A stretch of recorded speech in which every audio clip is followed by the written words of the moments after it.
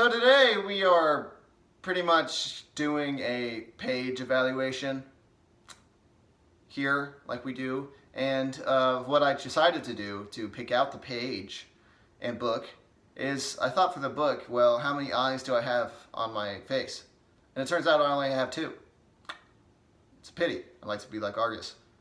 But although an eye on your tongue is just, yeah, we can get really weird with wondering where all of Argus's eyes are. Another day. And then the page, I thought, well, what's like the age of my maturity level? And it's 12. So what we came up with is book 2, which is Sea of Monsters, and then page 12. So, and it turns out that this is the page where Percy is staring at that picture of Annabeth. Crazy stuff. I know how that we just randomly found that page. But anyway, I'm going to put on my reader's glasses.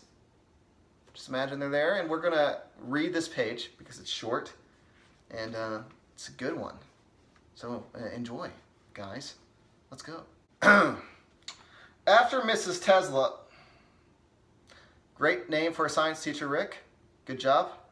After Mrs. Tesla evacuated the lab and called the hazardous waste removal squad, she praised Tyson and me for being natural chemists. We were the first ones who'd ever aced her exam in under 30 seconds. I was glad the morning went fast because it kept me from thinking too much about my problems. I couldn't stand the idea that something might be wrong at camp. Even worse, I couldn't shake the memory of my bad dream. I had a terrible feeling that Grover was in danger. He's only in a wedding dress, flirting with a Cyclops. Not a big deal.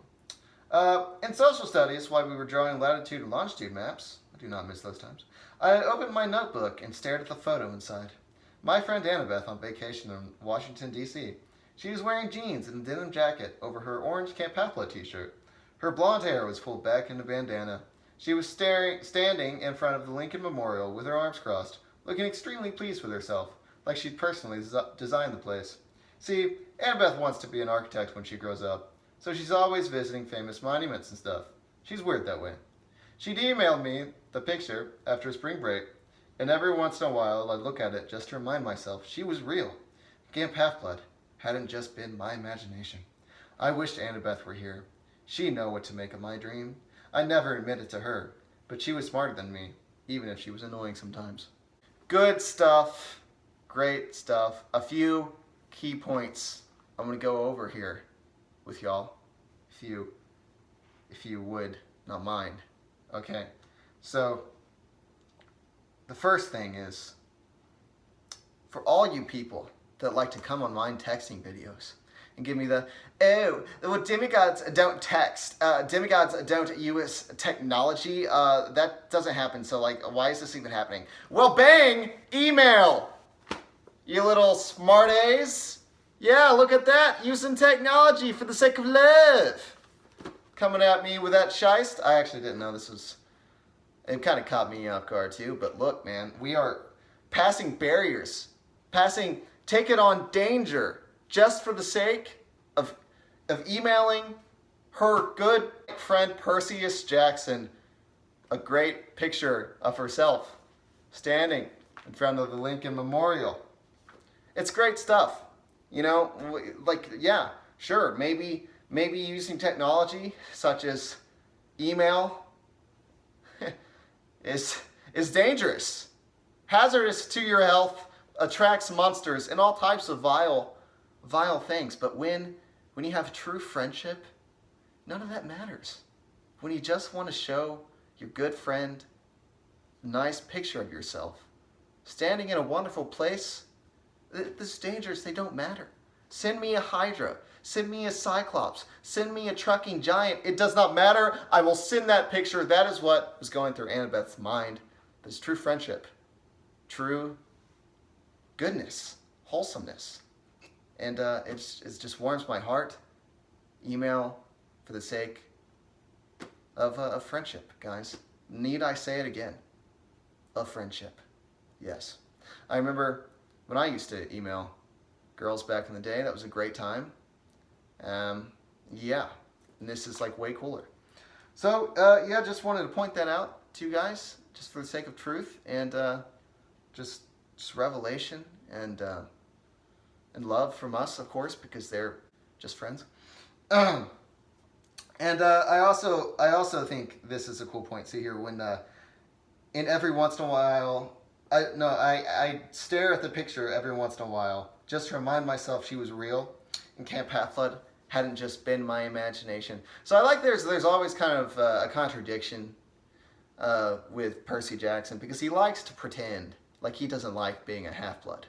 Like page uno of The Lightning Thief basically tells us that being a half-blood sucks. You know, it's the worst. You get eaten by like age 15. You know, everything wants to kill you. You got dyslexia and ADHD and your parents aren't around and blah, blah, blah, blah. Yeah, that stuff sounds terrible. But does this sound like a man who does not like the gifts that he has been given of godly blood? I stare at it every once in a while.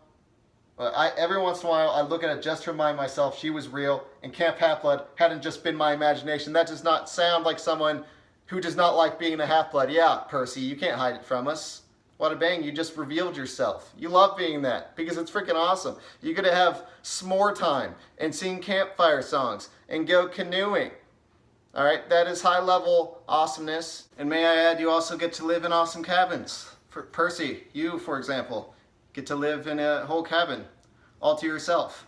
And it smells like the ocean. And you can send iris messages out. And I'm sure you never let anyone in there when you're not supposed to. Of course not. But anyway, yes, the Half-Blood life is awesome. I'm glad that we have this textual evidence of Percy admitting it instead of denying it, which we all know are lies, deceptions by Rick Riordan, trying to hide the truth from us. Percy, he loves being a half-blood. I think the debate of is being a half-blood awesome or terrible is an interesting one. There are certainly good arguments for saying it sucks, but I think a simple solution is just stay in the camp and chill and eat s'mores and go canoeing and climb that completely safe rock climbing wall that spews lava. It's a very good place for children, a good place to live a nice, healthy, and full life, as I hope, dear Percy, just to live. Because if not, I will come for you, Rick. Anyway, another interesting point. I love, one, that Annabeth just wears Camp Half-Blood shirts, like, out in public. Like, do these guys not ever wear anything? And plus, how many Camp Half-Blood shirts do they actually have?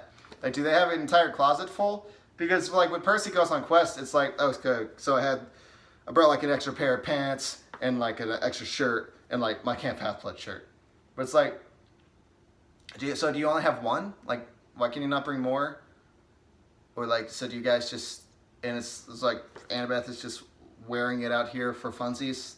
Like, do you guys just wear those all the time and, like, just wash it every day? And, like, do mortals not kind of scratch their head, like, when they see Camp Half-Blood, like, hey, what is that? Or do they not see it because of the mist? I don't know. But whatever the case, I think that's an interesting tidbit. Also, I love the part when Percy says, I never admitted to her, but she was smarter than me, even if she was annoying sometimes. Like, yeah, Percy, she's smarter than you. I love how he says it like it's some type of revelation, you know? Like, yeah. I do think Percy's intelligence is often kind of besmirched, you know, underrated a bit. If you kind of look at the meme world, which memes are great, you know, but it's like everyone kind of paints Percy as like a total moron, which at times he is. He's a dude. We're all morons a fair bit of our life. But the guy's got intelligence. He's pretty smart. Like, yeah, so he's a little slow in certain degrees. But he makes a lot of, like, heck, he wrote 2 books. Percy Jackson's Greek Gods and Percy Jackson's Greek Heroes. Have we written 2 books? I certainly have not. If you have, let me know. That's pretty freaking awesome. But yeah, the guy's written 2 books. He survived all this hoopla. Like, sure, no one's going to look smart in the presence of the great Annabeth Chase.